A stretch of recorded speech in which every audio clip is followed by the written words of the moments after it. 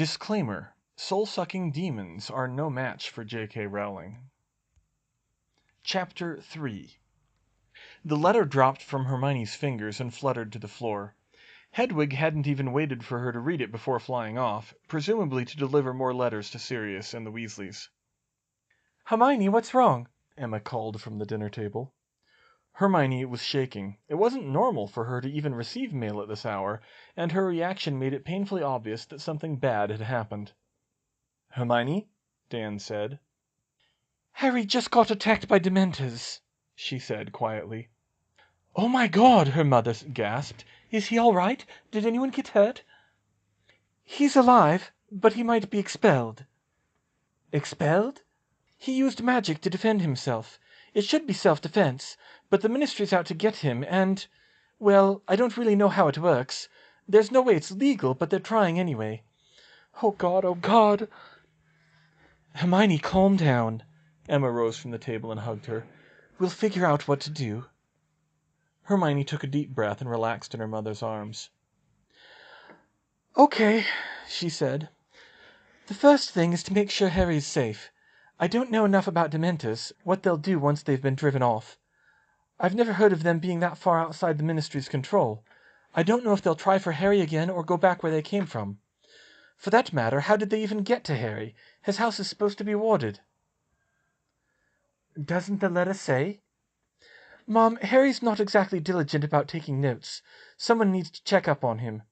He could be in danger again, and the letter says no other wizards have come by." "You've been sending Dobby to him all summer, haven't you?" Dan said. "Can't he do it?" Hermione hesitated and thought for a moment, but she answered, "Dobby can't go alone. The last time he got near Dementors, he fainted on the spot. He can take someone with him, though. It's supposed to be only for emergencies, but I think this qualifies."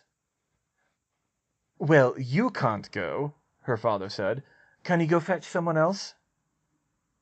She shook her head. "Dobby doesn't know where any other wizards are whom we trust. Nor do I. The Weasleys and Dumbledore are under a Fidelis charm." She trailed off and bit her lip, trying to decide how best to propose what she really wanted. "You know, I can fight off Dementors at least as well as Harry can." "No, we're supposed to be keeping you out of danger," Emma said firmly. "I know, Mum, I know. But will you at least let me show you?" She pulled her blood-bound wand from her sock and hoped it was strong enough to cast a spell as powerful as the Patronus. She smiled a little. "I don't think I've shown you this spell yet. Expecto Patronum!" A ghostly silver otter emerged from her wand, and she giggled as it frolicked around her and then around her parents as if swimming through the air.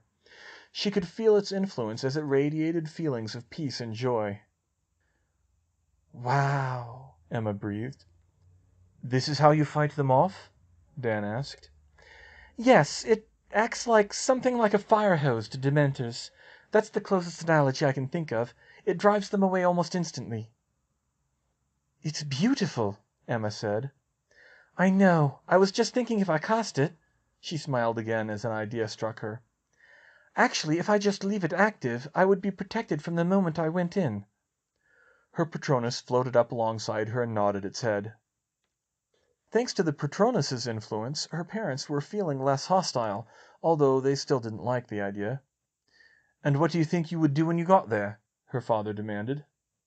"If there's trouble, get Harry out immediately. I wouldn't try to stay and fight if that's what you're worried about.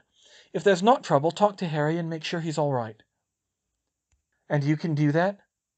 "Dobby can. At least, I think he can. Dobby!" Pop. "Miss Hermione," the elf said, "why is you having your Patronus about?" "It's complicated. The short version is Harry was attacked by Dementors." "Dementors! We must be helping him!" Dobby squeaked. He made to leave himself. "Wait, Dobby!" Hermione stopped him. "Harry's fine for now, but he needs a witch or wizard to check up on him. Can you apparate me directly to his house?" Dobby eyed Hermione's parents warily.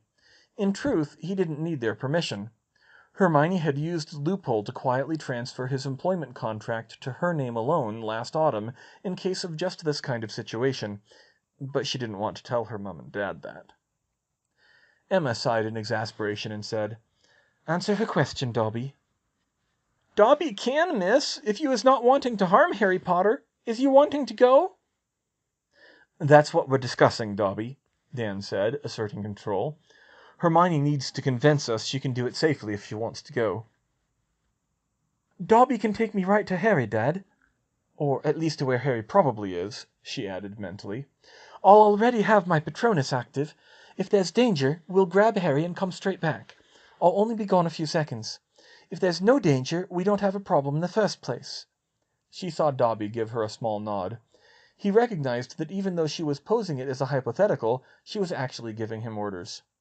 Then I could talk to him and figure out what was happening. Her parents leaned closer together and whispered to each other for a minute. And this otter thing will fight the Dementors off if they're there? Emma said. Hermione's Patronus zoomed over to her side, where it reared back on its hind legs and puffed its chest out impressively. She giggled again. Yes, it worked long enough last time, and that was in much worse circumstances when I was a lot less experienced. And how will we know you're okay? Asked Dan. Hermione considered her options, counting off apparitions. She needed to limit how many times Dobby apparated at a stretch. I can send Dobby back to let you know, she said, but he'll need to rest before he comes back unless I call him. A couple years ago, her closest elf friend at Hogwarts, Sonia, collapsed from exhaustion after being forced to apparate 7 times in the space of a few minutes, and that was without carrying anyone with her, so she couldn't risk pushing Dobby too hard. Her parents whispered to each other some more. It looked like it was getting pretty heated, and Hermione wasn't even sure who was on which side, but finally they reached a decision. All right, then, Emma said. I think we can trust you after the past year that you can make a good plan. But if there's any trouble, we'll be rethinking that. Thank you, Mum. Thank you, Dad, Hermione said, hugging them both. I just couldn't stand the thought of throwing Harry to the wolves like that. Fine.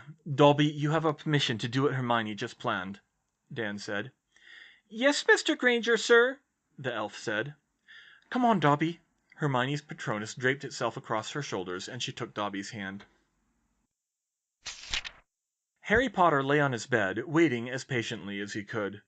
He had sent Hedwig off with his letters half an hour ago, so it was too soon to expect a reply.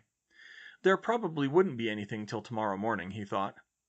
He felt guilty that he had been short with his own owl, but he was sick of trying to get by with what little information Hermione could glean about what was going on. Even Ginny wasn't telling him much, although her letters were considerate, and she made an effort to keep up a conversation through them. He had tried contacting Sirius multiple times. His godfather had given him a communication mirror that linked to one of his own, so that they could talk without being overheard. That certainly couldn't be intercepted.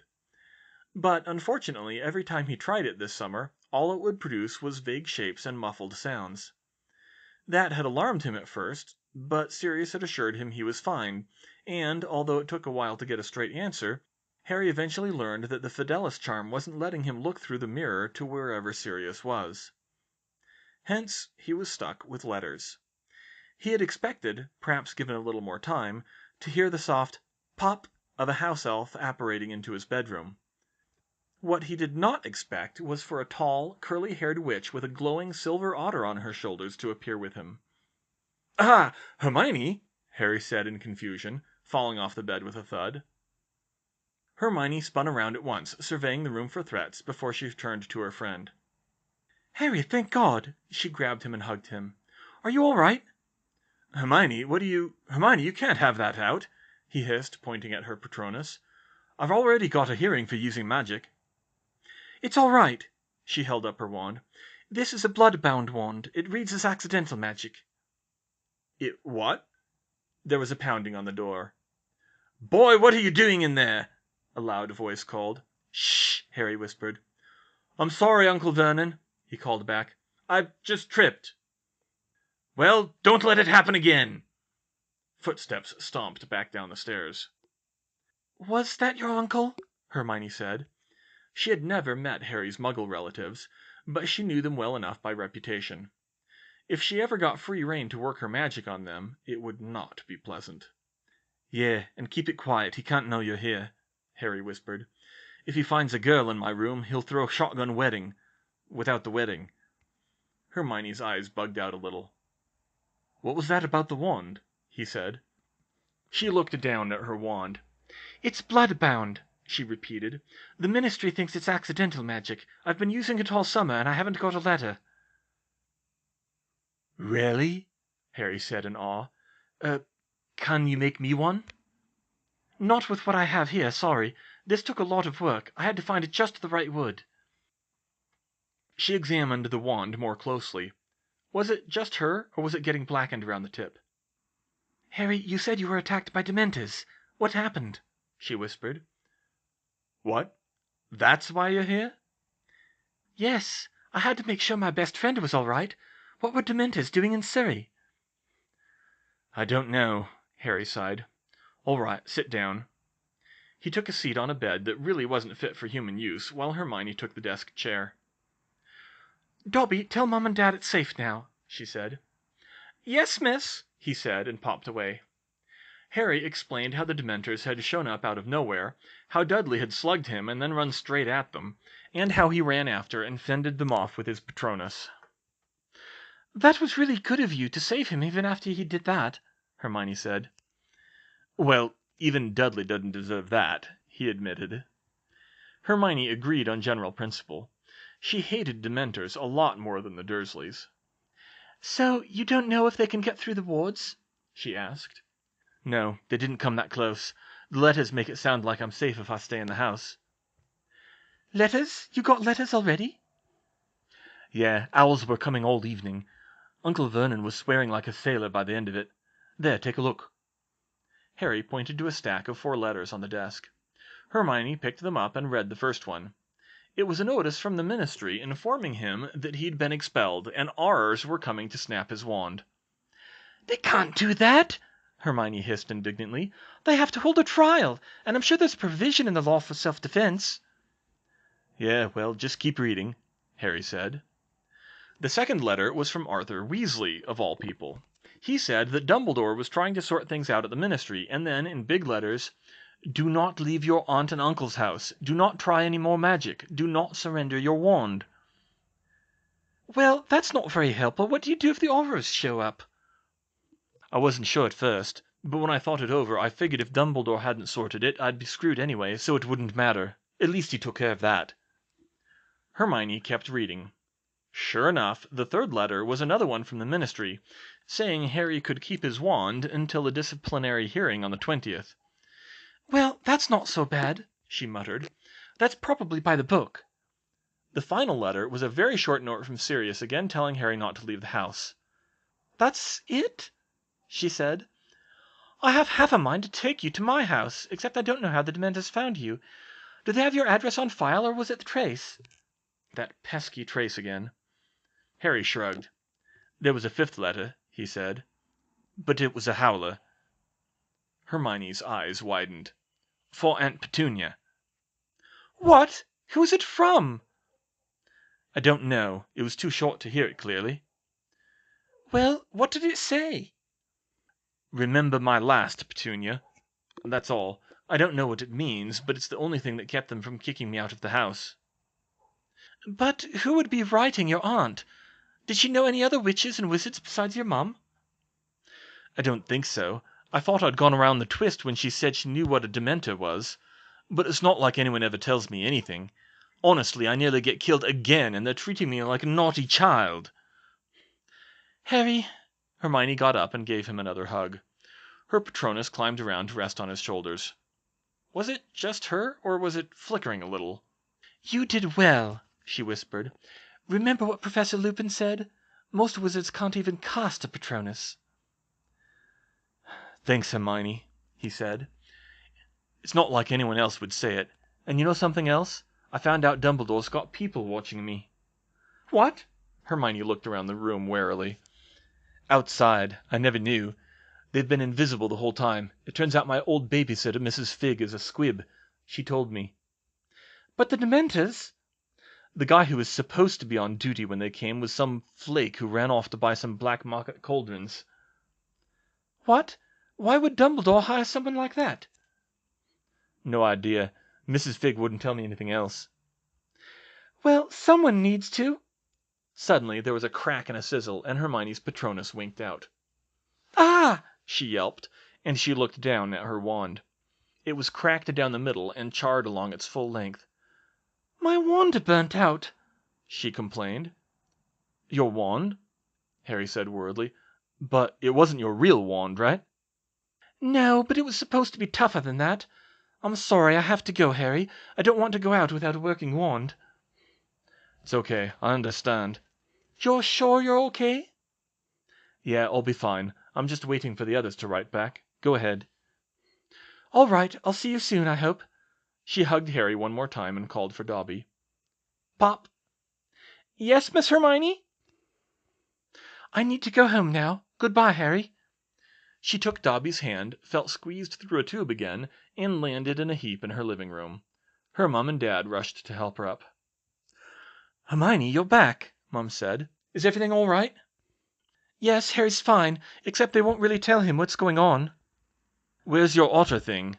Dad asked. It failed. My homemade wand burnt out. It did? I thought you said it would last all summer. I thought it would, but the Patronus is a powerful spell, maybe because it's emotionally driven. I guess that can make its effects stronger, just like damage from dark magic is harder to repair. It must have been too much strain on the wand. That was enough. If she couldn't make a reliable backup wand, she'd have to buy one. So what's going to happen now? Dad asked. I'm not sure yet. We'll just have to wait. It was nearly lunchtime the next morning when Hermione heard a mad twittering outside her window. She looked up, and instead of Hedwig, as she expected to see, Pigwidgeon trying to get in. She opened the window and, with difficulty, got Pig to sit still long enough to take his letter. To her surprise, it was from the twins, and it made no sense at first, but then she saw the connection. Chin up, Hermione. We know things look bad, but plans are afoot. You should be able to come over soon. Just remember the motto. Gred and Forge. The twins' motto was one she knew well. She grabbed one of her non-destroyed toy wands, touched the tips of the note, and said, I solemnly swear that I am up to no good. At once a longer letter appeared, but this one was in Ginny's handwriting. Dear Hermione, I need your help. Dumbledore came by last night, and he told us not to write to Harry at all until he got here. He said we shouldn't let Hedwig out at all because she's too easy to recognize. I wanted to send him a note with Pig just to tell him why I can't talk right now, but Mom won't even let me do that. I told her Harry would hate me if I didn't write him after he was attacked by Dementors, but she wouldn't listen. She said we have to do it to keep him safe, but you know how Harry is. He'll think I don't care about him any more if I don't write him now. I had to get Fred and George to hide this letter so it wouldn't look like I was giving you any information to pass along to Harry. They said you would know how to open it. I know you have some way to communicate with Harry. You have a Muggle telephone or something like that. Please, can you send him a message telling him what's going on? I don't want to lose him over this. Dumbledore said they're going to bring Harry here Thursday night. We, Fred, George, Ron, and I, think they should do it sooner, but he said they need time to make arrangements to get him as safely. I think you should come as soon as possible. We'll ask Sirius and Remus to help arrange it if you want to. It'll probably be simpler if you're settled in by the time Harry gets here. Your friend, Ginny.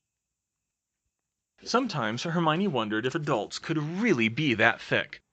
She knew full well that Harry was hot-headed and suffered from low self-esteem, just as Ginny described.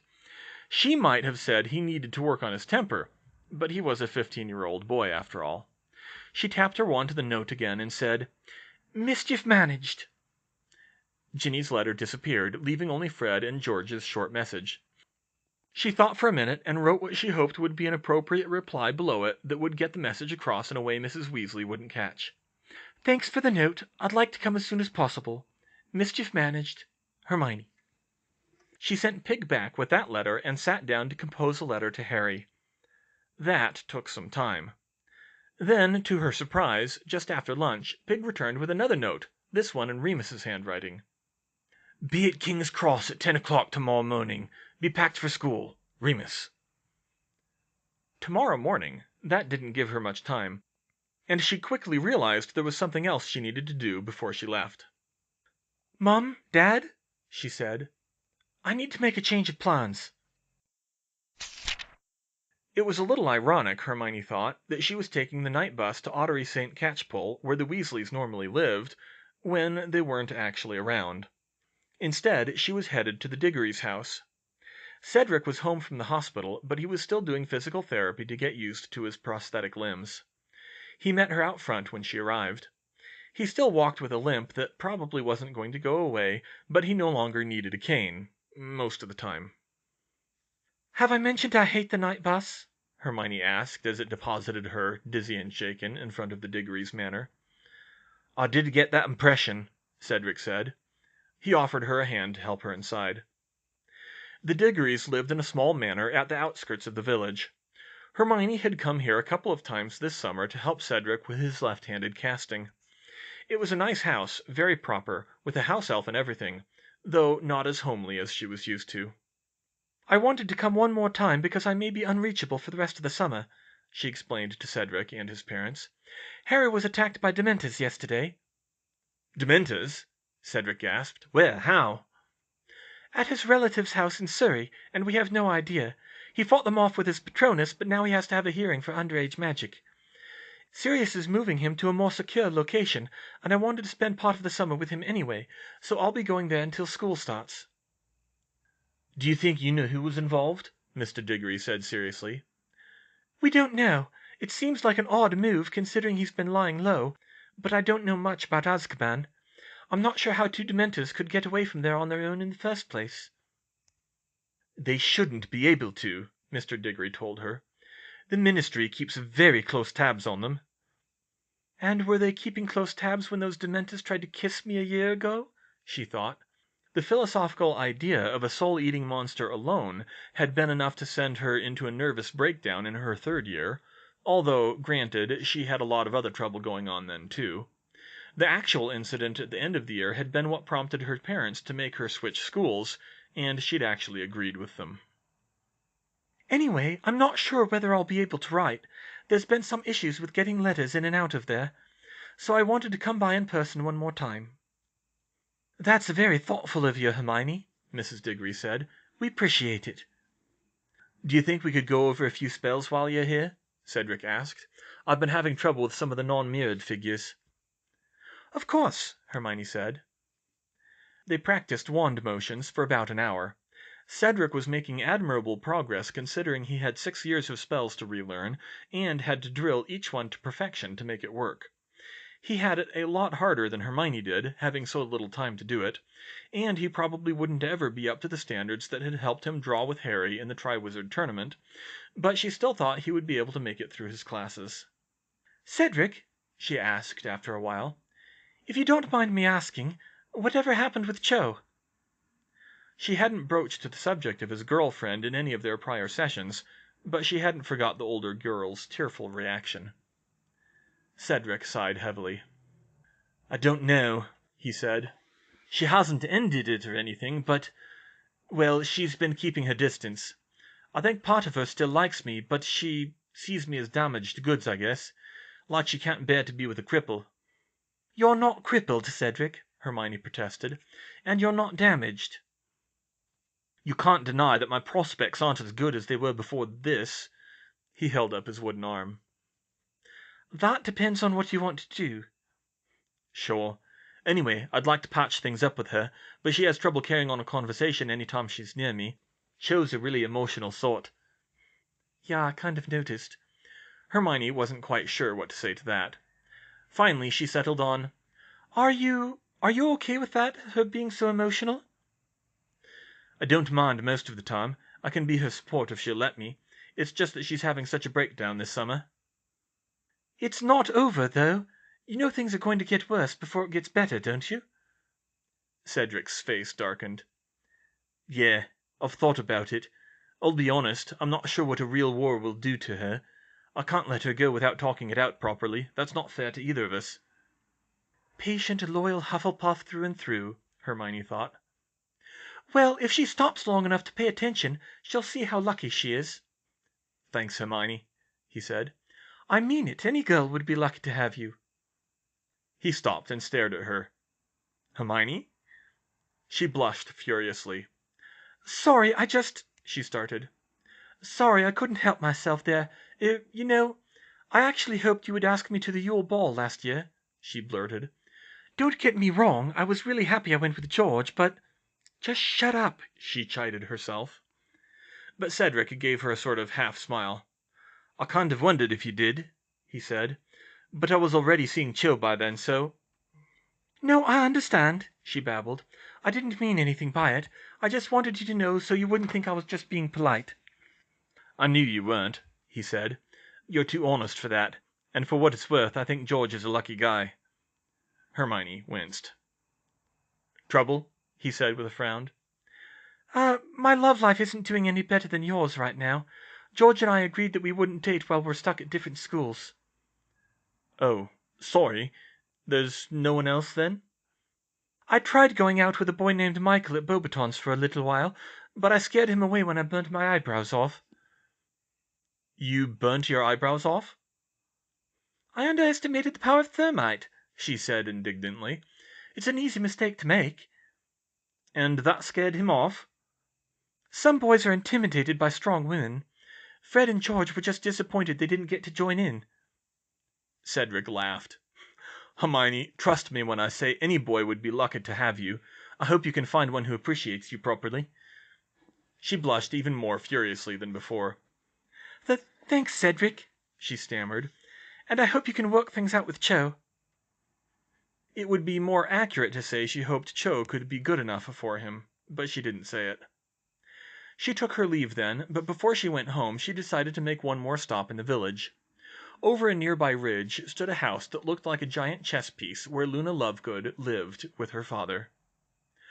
"Oh, hello, Hermione," Luna said at the door. "It's good to see you. Please come in." Luna was a Ravenclaw in Ginny's year.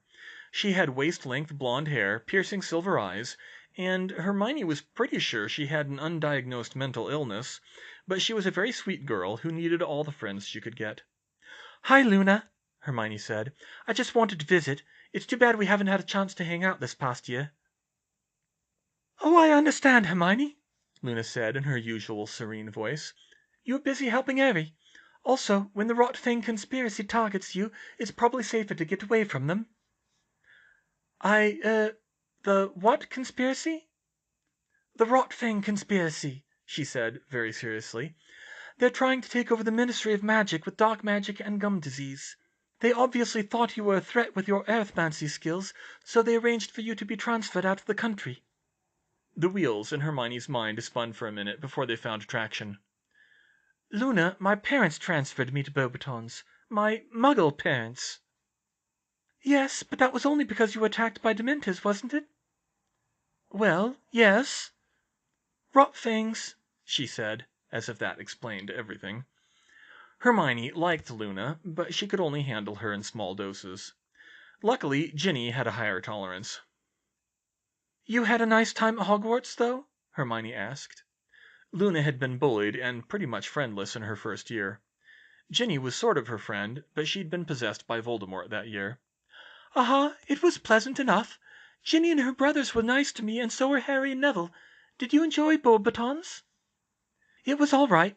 The potions and history teachers were much better than Professors Snape and Binns, but I thought a lot of the others weren't quite as good. But I made friends and had fun, and the weather's a lot better." "I imagine so. I considered going to Beauxbatons myself, you know, but I wouldn't want to leave Hogwarts now. It's nice to have friends there, even if one of them is away." "Well, I'm glad you're settled in well, at least. What will you do now that you have a newt in arithmancy?" "I'll talk to Monsieur Openoard and keep writing Septima and start working on a mastery. I have a feeling I'll be mostly on my own, but I can manage it." "That sounds very exciting. I'm eager to see how my owl year goes in ancient runes." Luna had tested into that class a year early. "Once I get that far, I should be able to write my own puzzles for the magazine." Luna's father ran a tabloid magazine called The Quibbler, which in Hermione's opinion ranked a notch below the Daily Mirror in terms of accuracy, between the conspiracy theories and the tales of imaginary creatures. She wouldn't say that in front of Luna, though. That was the one thing that would make the little blonde truly angry. Mr. Lovegood was also eager to see Hermione that day, but for a different reason. "Miss Granger, I wonder if you might be willing to try out my recreation of Ravenclaw's diadem again?" he asked. "I've made some improvements since the last time you were here." "I suppose I can, Mr. Lovegood," Hermione said. According to Mr. Lovegood, legend held that Ravenclaw's lost diadem unlocked the power of the subconscious mind, and could turn anyone into a mathematical savant, a skill that Hermione spent years in primary school to perfect. The theory was a reasonable one, surprisingly so for the Lovegoods, although she wasn't sure about the application. Mr. Lovegood placed a strange helmet with things that looked like ear trumpets on her head, saying, "I tried adding a billywig propeller to induce an elevated frame of mind, and of course some new charms. I even recreated a few of them from Pandora's old notes. How do you feel?" "I feel—" and Hermione blinked. She looked around, and she started seeing numbers everywhere, though not the way she usually did. She saw Luna's bleach blonde hair, and the number 510 came to her unbidden. She looked in the dark shadows in the corners and saw 63. The orange of Luna's earrings was 480. The blue of the sky outside was 239. The numbers seemed to have no rhyme or reason. She closed her eyes and started to compute, only to receive another shock. She saw flashes of color, not bright flashes, but waves of color associated with the numbers, colors that seemed to fit naturally with the arithmetic. She realized what was happening to her and ripped the helmet off her head. She paused. Everything seemed to go back to normal. She put it back on her head. The strange colors returned. "Now that is weird," she said. "It's doing something, isn't it?" Mr. Lovegood said smugly. "It seems that you've created a helmet that induces synthesia, Mr. Lovegood." "Synthesia? What's that?" "When the senses interfere with one another. Numbers have colors, and colors are numbers." "Really?" Mr. Lovegood said, eagerly scribbling down notes. "That's not what I experienced. When I wore the helmet, colors had distinct smells. For example, the color of grass smelled like gritty root." "And when I saw colors, I heard musical notes," Luna added. That was even weirder. It had different effects for different people. "What kinds of numbers are you sensing, Miss Granger?" Mr. Lovegood asked. 2 and 3 digit," she said. She tried to think of some examples, and before long she saw the pattern. "Oh, of course, it's a 9-bit color map." What's that?" "It's a Muggle technique. Each color is assigned a number from 0 to 511, based on its red, green, and blue content on a scale from 0 to 7. Of course, that's how her subconscious mind would process color, she thought. "How fascinating! And are you feeling more elevated in mind? More creative? A sudden desire to paint, perhaps?" Well..." Hermione didn't feel any different, except that her senses were cross-wired. Although she did think that the colors seemed more vibrant. In fact, now that she looked closer, she could distinguish shades with exquisite precision. She could tell at a glance exactly which shade of off-white the walls were when she would have been left guessing before. It was probably because before she only had a few dozen names for colors, and now she had 512, all of them defined with mathematical precision. "I think my color perception has improved," she admitted. "Aha! Now that's exactly the kind of effect I'm looking for." Hermione wasn't convinced of that, but she let him have his moment. It was a very interesting effect. If there was a scholarly journal for healers, it would be worth writing up a paper. But she didn't think it was the claimed power of Ravenclaw's diadem. If synthesia was the best Mr. Lovegood could do, his helmet would do little more than drive the wearer mad. But who knew? Maybe he'd get lucky again. Mr. Lovegood kept asking her a number of color and maths-related questions, and even had her try drawing, but she eventually concluded that the helmet hadn't improved her natural talents, only her color perception. It wouldn't do her much good unless she became an interior decorator. The next morning, Hermione packed up to go. She planned to come home once more immediately before school started, but she packed as if she was going straight there, just in case. She had to think about which books to take.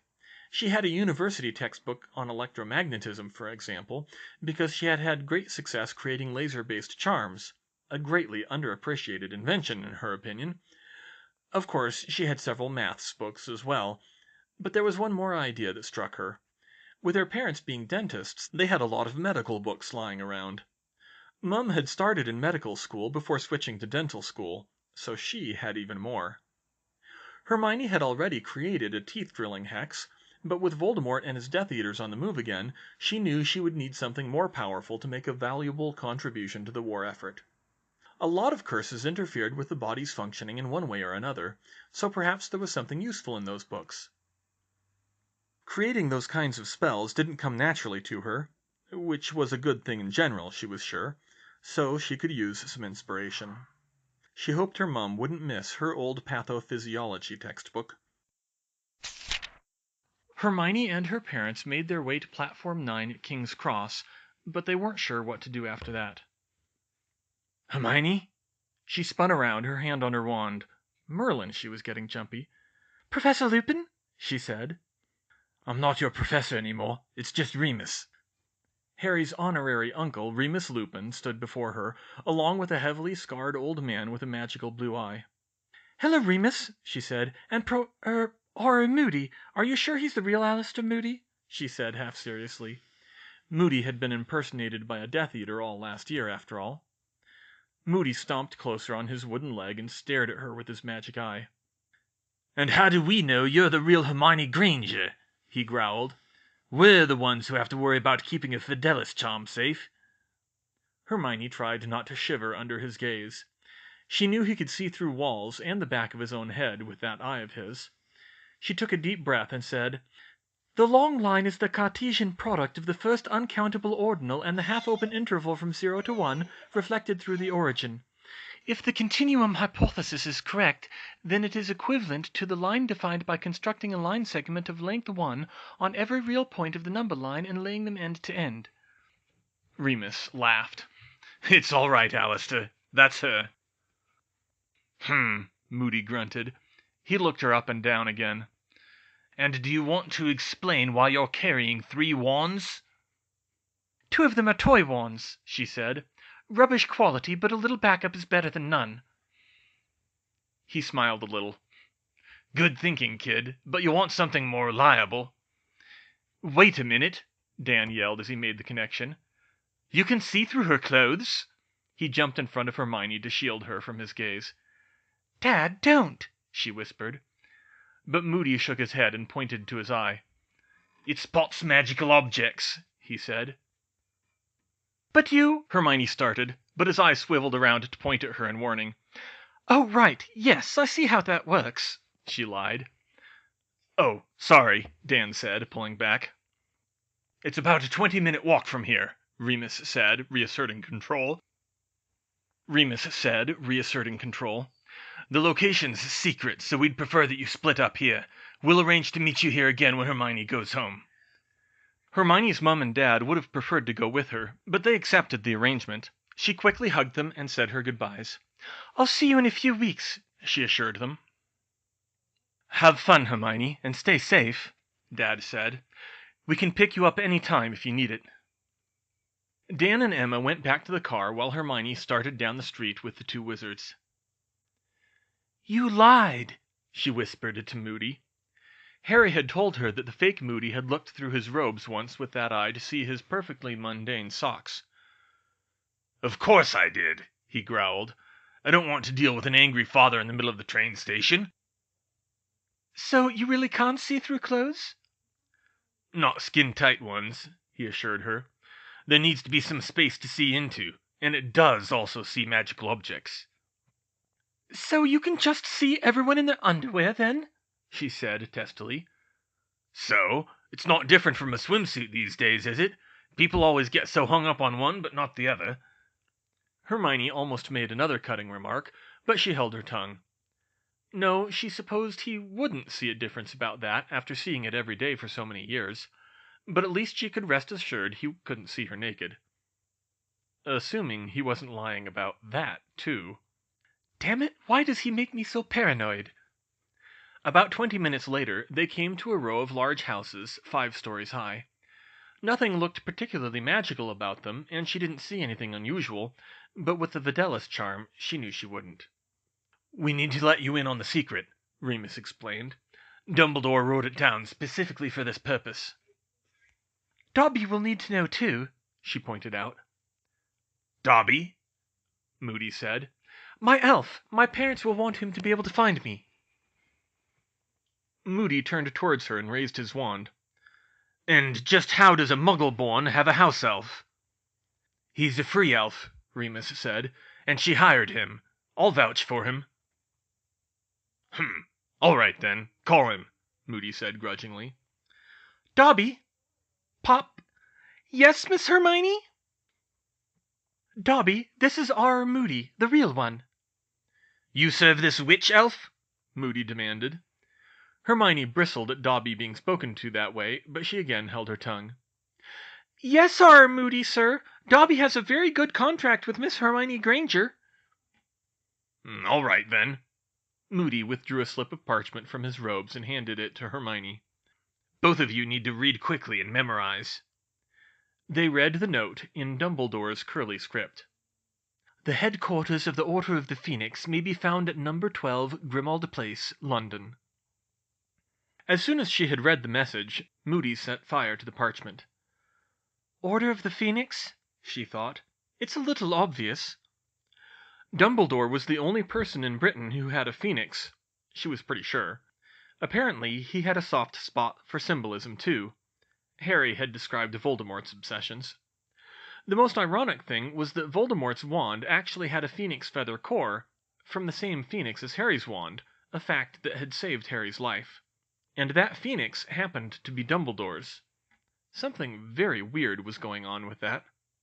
Hermione looked up, and to her surprise, another house appeared out of nothing, in between number 11 and number 13. It expanded in the gap and seemed to push the others out of the way. Nothing looked wrong about the geometry. It looked just as natural for the house to be there as it had a moment ago for it not to be there. Of course, non-Euclidean geometry was nothing to wizards, which was odd, she thought, because the field hadn't been invented until the 1800s. So it shouldn't surprise her. "Hurry up," Moody said. "Don't want to be loitering in the street." "Dobby, you may go home," Hermione said as they approached the front step. He vanished by the time she was inside. "Don't go far inside, and don't touch anything," Remus said. "Is there something wrong in here?" she asked. "Let's just say we're still cleaning." Hermione proceeded into the darkened front hallway. It looked abandoned.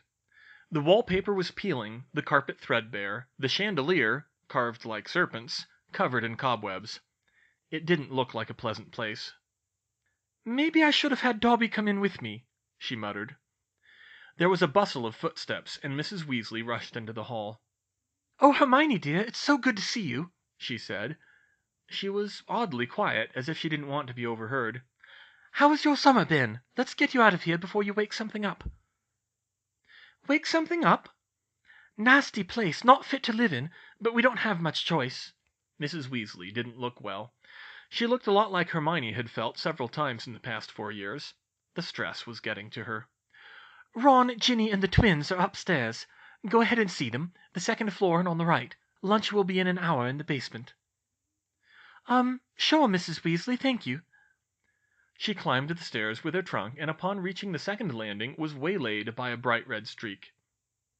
"Hermione, finally!" Ginny cried. "Oi, oi, boys! Hermione's here!" She lowered her voice and added, "Thank you so much for sending a message to Harry. It would have been awful if I couldn't get through to him. Is he all right?" "He's fine," Hermione said quietly. "I visited him the night it happened. Don't tell anyone. It's so good to see you, Ginny," she added more loudly. "Hermione, it's about time," Ron called. He hurried to meet her and gave her an awkward 1.5-armed hug. Fred was less restrained and nearly bowled her over himself. With George, however, they stared at each other for what was probably several seconds too long before he smiled and they hugged each other normally. "So, Lady Archimedes," Fred said, "have you blown anything up this summer?" Hermione suppressed a groan. For some reason, she had a feeling she would come to regret giving herself that nickname. "No, I've managed to keep my house standing," she replied. "How about yours?" Well, it's been a bit of a job keeping our work hidden from Mum, but we're making good progress, George said. We can show you some of our stuff later. Fred and George dreamed of opening a joke shop when they graduated, something that Hermione, to her own surprise, thought would be a good career move on their part. However, they were hampered by the fact that, for one, the Weasleys didn't have a lot of money, and they'd lost their meager savings on a Quidditch bet with a man who wasn't good for it, and for another, Mrs. Weasley thoroughly disapproved of the idea. That sounds good, Hermione said. But first, what's going on here? I want the full story. Ron whistled. Well, we've got time, he said. This might take a while.